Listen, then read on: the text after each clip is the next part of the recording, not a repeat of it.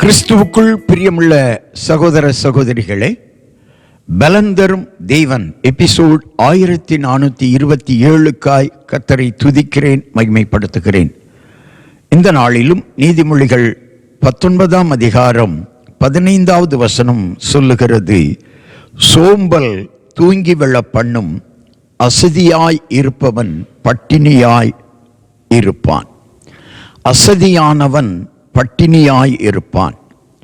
சோம்பல் தூங்கி விழ பண்ணும், அசதியானவன் பட்டினியாய் இருப்பான்.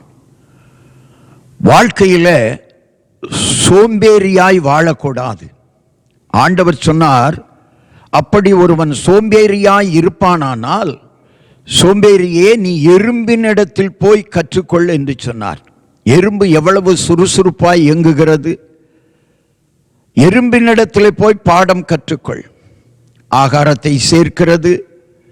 அதற்கு தலைவன் இல்லாதிருந்தும், வழிகாட்டுகிறவன் இல்லாதிருந்தும் தன் பணிகளை செவ்வனே செய்து கொண்டிருக்கிறது. எனவே சோம்பல் உள்ளவர்களாய் வாழாதிருங்கள்.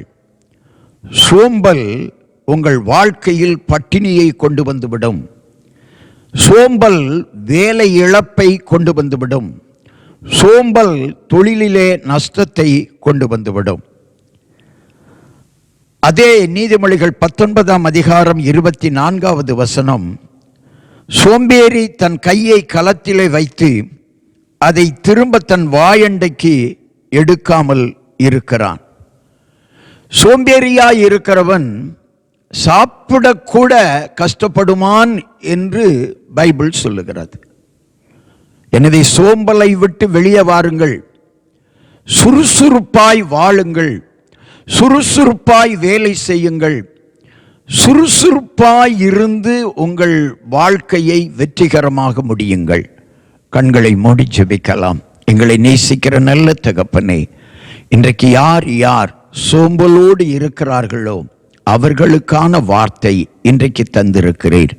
சோம்பலை விட்டு வெளியே வா மகனே, சோம்பலை விட்டு வெளியே வா மகளே. சோம்பல் பட்டினியை கொண்டு வந்துவிடும். சோம்பல் நஷ்டத்தை கொண்டு வந்துவிடும். சோம்பல் தொழிலிலே இழப்பை கொண்டு வந்துவிடும். நீ சோம்பலாய் இருக்காதே.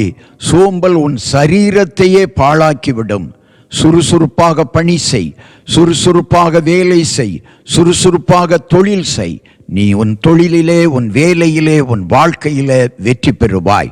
இயேசு கிறிஸ்துவின் நாமத்தில் ஜெபிக்கிறேன் பிதாவே, ஆமென்.